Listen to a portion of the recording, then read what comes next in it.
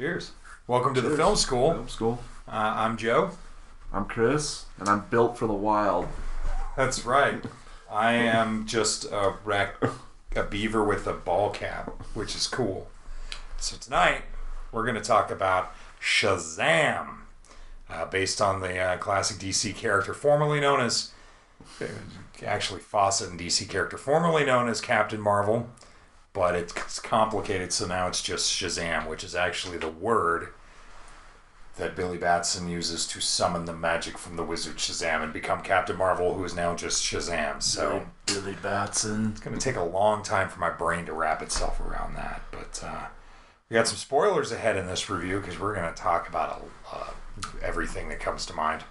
And keep drinking beer. That too.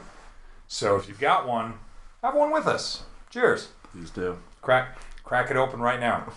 So ultimately, Shazam is the cinematic big screen version of the long-running comic that was first published in Whiz Comics back in 1940, or Whiz Comics published by Fawcett Comics back in 1940. So it's not a new character. But this is the first time we got a big screen adaptation, live action, and it's a story about an orphan kid named Billy Batson who is summoned by the wizard Shazam, played by Daimon Hunsu. He's also in Aquaman and the Guardians movies and the BET Black Panther TV series. And you know him, Amistad. Anyways, he in America, he's a good actor. He basically bestows his powers upon little Billy Batson, who can turn into by saying the wizard's name, Shazam, can turn into the mightiest mortal. All I know is where was Tom Hanks when they shot this movie? I was going to mention as we get into this that I actually had no expectations going in. I am a fan of the Shazam character, and I do have various comic books, as well as the 70s live-action Filmation TV series and the 70s animated Filmation TV series and action figures to prove it. But I had almost no expectations for this movie because the trailer just didn't look like it was going to be any good to me. So I was actually surprised. It was a lot of fun. I enjoyed it. It had a big feel to it. Directed by David F. Sandberg, who's mostly known for horror films. Lights Out and Annabelle Creation. Which I've seen Annabelle Creation, which I wasn't crazy about, but I haven't seen Lights Out, which I heard was pretty good. You saw the sequel, Annabelle Creation? Or just Annabelle? Or Annabelle, sorry. Yeah, he didn't Annabelle. have... Yeah, Annabelle's terrible. That's why you hated it? I don't like the Annabelle at all, but whatever. We're talking about Shazam. That's right. So. Damn, you get a couple beers in this guy, and he's just like, but you loved it. But Shazam, was played by, the older who turns into Shazam is played by Zachary Levi, which everybody knows him from the TV show Chuck. So, and he was in Heroes Reborn too. Okay. Didn't like his character though.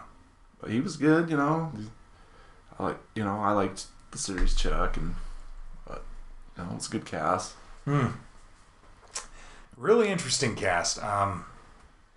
Because Zachary Levi, he's not who I would have picked as Shazam, but because I kind of have this image in my mind of what you would have picked like. Tom Hanks, Joe. I would have.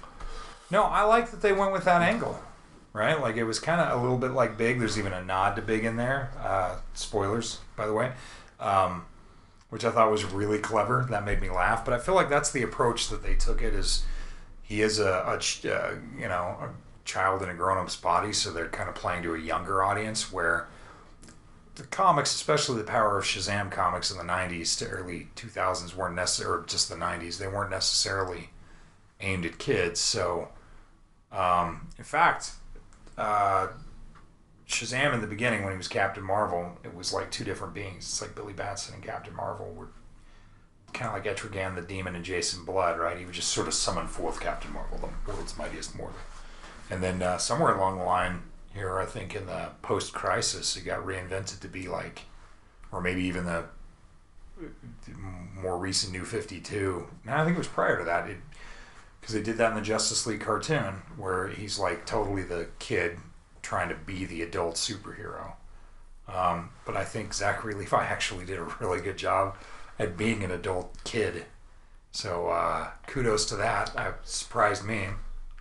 You know, the villain was played by Mark Strong, and he was good, but according to Joe, they didn't quite get his character right, so... Dr. Zavanna wears glasses. Dr. Zavanna, that's his name. He's goofy looking. What did you say?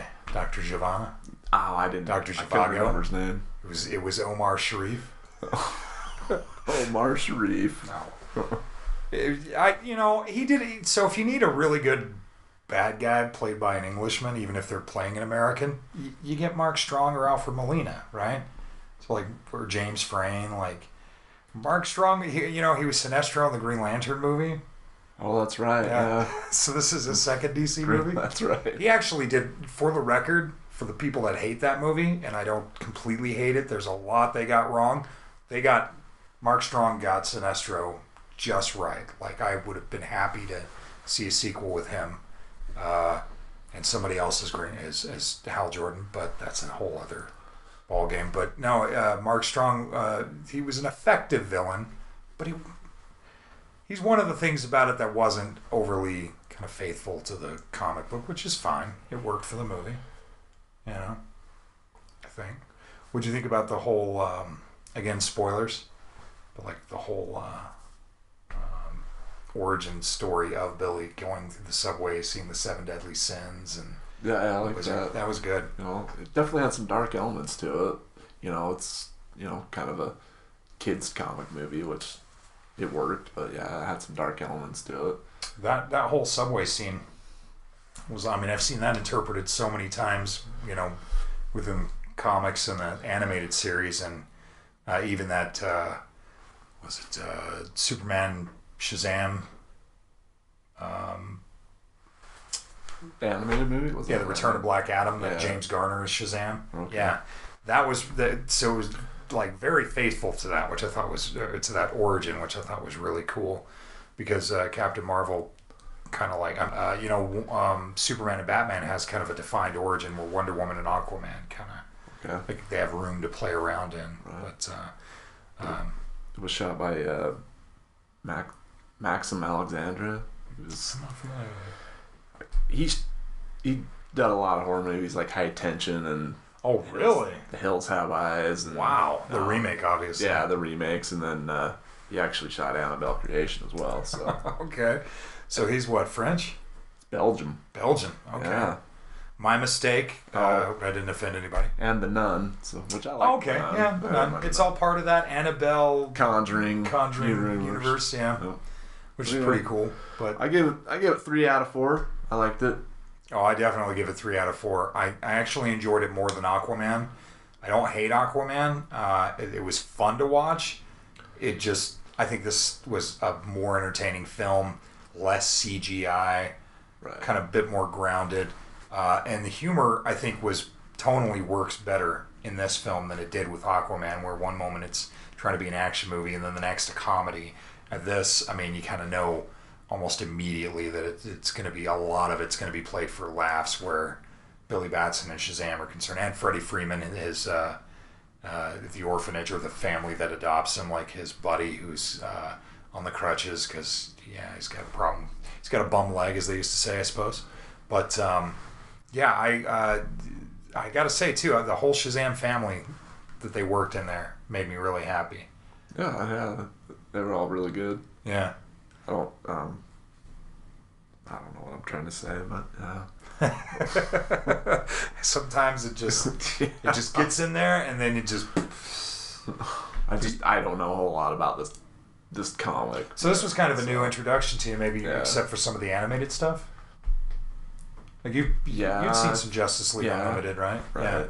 And the Return of Black Adam anime, which is kind of cool that they do kind of briefly mention, without mentioning his name, but give you a hint of Teth Adam was the original guy that the wizard Shazam and given the power to, who was corrupted by it, and so and also a real DC fan stays through all the credits on this one, at least all of them. So I recommend it. Good, solid fun, kind of 80s kids adventure feel to it. I'll pick it up on the old physical media. Yeah, I'll probably pick it up as well. Yeah, I'll buy you the soundtrack. I know you will. On vinyl, because we do that. That's how we roll. That's how we do. I hope this has been insightful. I mean, it's doing really well at the box office, right? I mean, it was like number one for the last few weeks. Yeah, it won again last weekend. Okay. Beat out Hellboy. Yep. Jinx, he owes me a Coke. Hellboy. So that's another review we're going to do. So please come back and feel free to comment whether you liked Shazam, whether you didn't, whether you're hoping to see him incorporated into the bigger DC cinematic universe, or whatever they're calling it, entertainment universe, the DC superhero movies, or whether you just hate it, you don't ever want to see it again, whatever. It'd be cool to hear your thoughts. And as always, like and subscribe. And thanks for joining us. Yes. Cheers to you. Cheers. Catch you on the flippity flap. Did I just say that? Yeah, you did.